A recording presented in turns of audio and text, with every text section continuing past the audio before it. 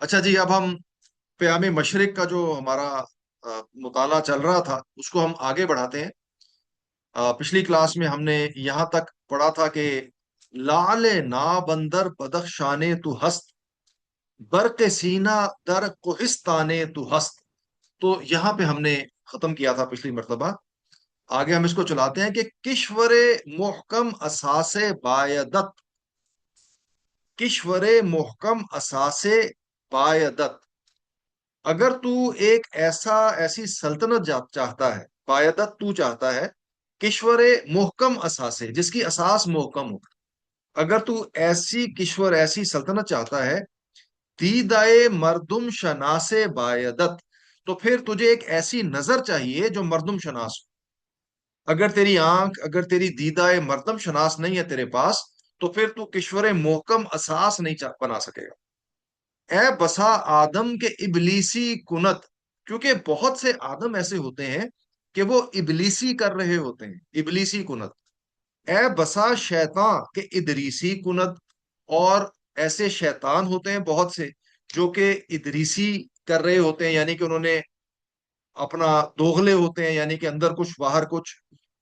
رنگے او نئے رنگ و بودے او نمود، تو اس کا جو رنگ ہوتا ہے وہ نئے رنگ ہوتا ہے، یعنی کہ وہی بات ہے کہ وہ دکھاوا ہوتا ہے، وہ دوغلے ہوتے ہیں، وہ دکھاوا ہوتا ہے، وہ بودے او نمود، اور جو اس کا ہونا ہے وہ صرف ایک نمائش، ایک دکھاوا ہوتا ہے، حقیقت میں ایسا نہیں ہوتا وہ۔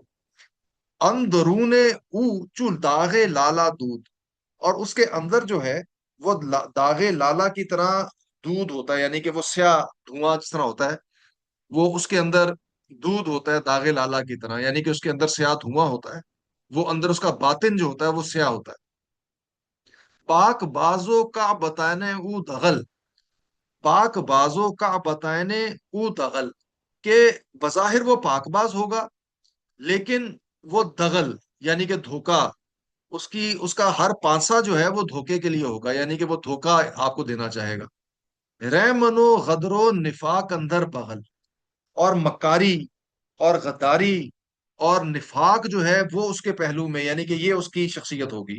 رحمن و غدر و نفاق اندر بغل، در نگر اے خسرو صاحب نظر، تو یعنی کہ غور سے دیکھ، در نگر اے خسرو صاحب نظر، ہے صاحب نظر خسرو، ذرا توجہ، ذرا دھیان سے دیکھ۔ نیست ہر سنگے کے می تابت گوہر، ہر وہ پتھر جو چمکتا ہے وہ گوہر نہیں ہوتا۔ ٹھیک ہے نا، یہ انگلش وغیرہ میں بھی ہم استعمال کرتے ہیں، all that glitters is not gold. تو نیست ہر سنگے کے می تابت گوہر، تو ہر وہ چمکنے والا پتھر جو ہے وہ گوہر نہیں ہوتا۔ مرشد رومی حکیم پاک زاد، اب یہ مثنوی روم کے حوالے سے ان کا ایک شعر لے کر آئیں گے۔ مرشد رومی مولانا روم، حکیم پاک زاد، حکیم پاک زاد بڑے حکیم، جو بڑے پاک تھے۔ سر مرگ و زندگی برما کشاد، تو انہوں نے زندگی اور موت کا جو راز ہے وہ ہمارے اوپر کھولا۔ کیا کہتے ہیں؟ ہر ہلاک امت پیشی کے بھوت، ہر پچھلی امت جس کی ہلاکت ہوئی، ہر وہ امت جو کہ تھی اور اس کی ہلاکت ہوئی، ہر ہلاک امت پیشی کے بود، زاں کے بر جندل گما بردند عود، اس لیے کہ انہوں نے پتھر کو لکڑی گمان کر لیا۔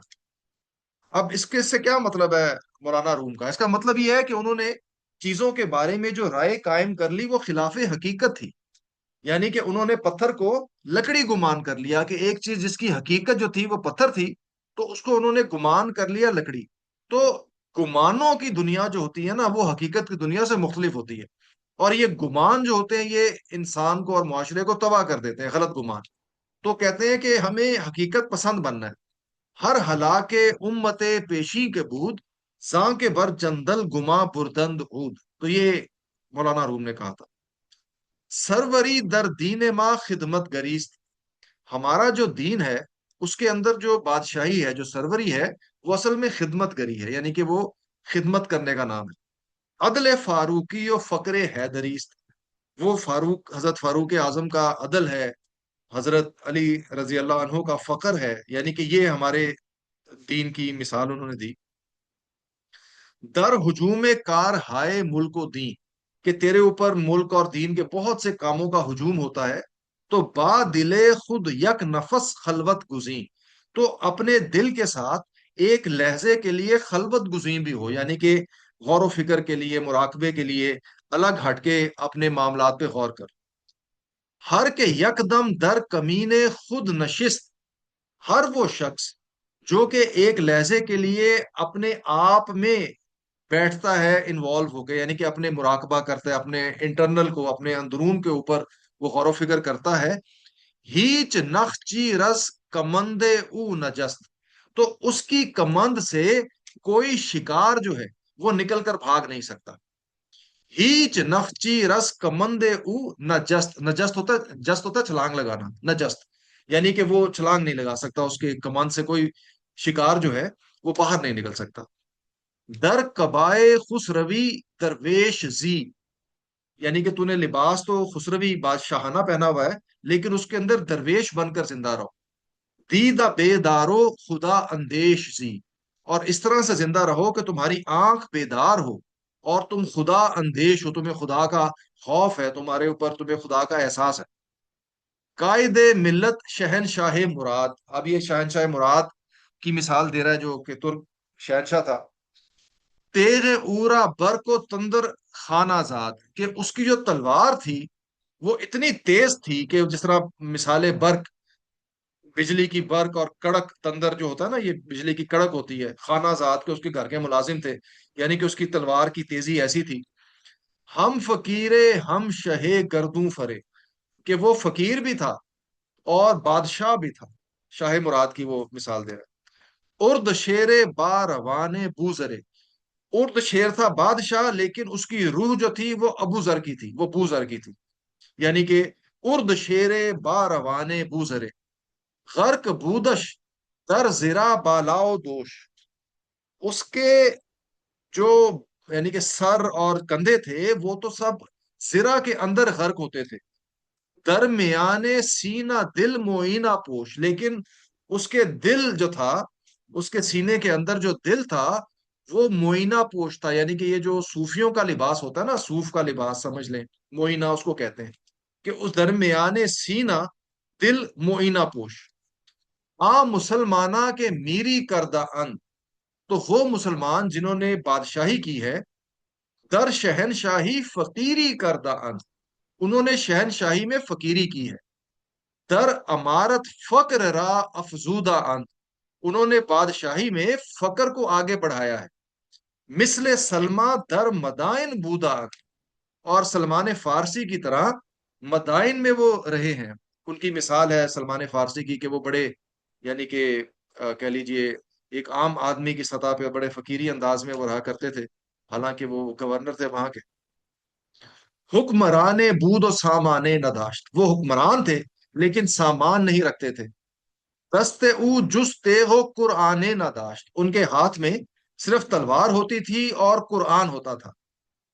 ہر کے عشق مصطفیٰ سامان اوست، ہر وہ شخص جس کا سامان عشق مصطفیٰ صلی اللہ علیہ وسلم ہے، بحر و بر در گوشائے دامان اوست، تو سمندر، خشکی اور تری جو ہے وہ اس کے دامان، اس کے دامن کے گوشے میں ہے، یعنی کہ عشق مصطفیٰ میں اتنی طاقت ہے۔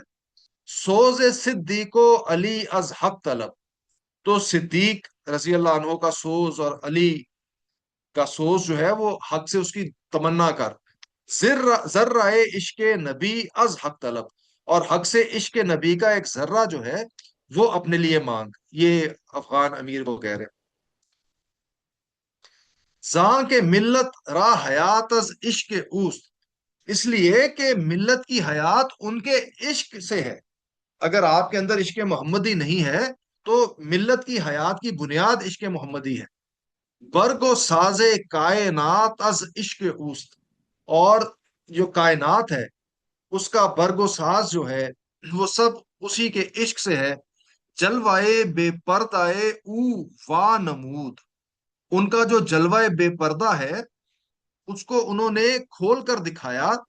جوہر پنہا کے بود اندر وجود، وہ چھپا ہوا جوہر جو کہ وجود کے اندر موجود تھا، گویا کہ وہ کہنا یہ چاہتے ہیں کہ وجہ تخلیق کائنات جو ہے وہ، یعنی کہ جس طرح ایک ہمارا مذہبی تصور ہے کہ وہ لولا، جس طرح کہا جاتا ہے نا، روح را جز عشق او آرام نیست، روح کو جو ہے ان کے عشق کے بغیر آرام نہیں ہے، عشق او روزیست پورا شام نیست، اور ان کا عشق وہ دن ہے، وہ روز ہے جس کے لیے شام نہیں ہے، خیز و اندر گرد شاور جام عشق، اٹھ اور گردش میں لا عشق کے جام کو، خیز خیز و اندر گرد شاور جام عشق، در کوہستان تازہ کن پیغام عشق، اور اپنے کوہستان میں جو پہاڑی علاقہ ہے تیرا، اس کے اندر عشق کے پیغام کو تازہ کر۔ تو یہاں پر ہمارا جو پہلی اقبال کا ابتدائی نظم تھی جس میں انہوں نے امیر امان اللہ خان کو مخاطب بنایا تھا، تو اس کا یہاں پہ اختتام ہو رہا ہے۔ تو یہاں پہ ہم آج کا سبق بند کرتے ہیں، اگر کوئی آپ کا سوال ہے تو پوچھ لیجئے، اگلی دفعہ انشاءاللہ آگے جو ان کے قطعات آ رہے ہیں وہ ہم پڑھنا شروع کریں گے جناب۔